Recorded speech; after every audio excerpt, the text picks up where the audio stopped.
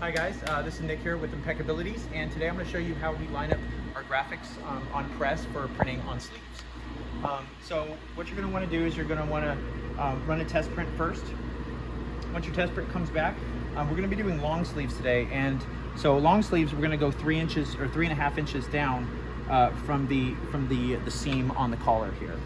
So what we've done is we've ran a test print, and we're going to line our laser up to the top of the graphic here. And all I'm going to do is grab a ruler. Just going to lay that down to the top of our graphic, and we want to be 3.5 inches.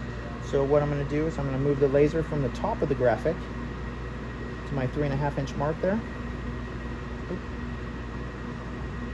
All right.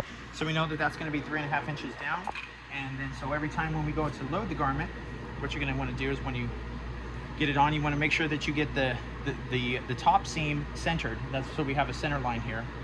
So you're going to want to ride that up, and then where this other seam falls, you're going to just go ahead and line that up with it.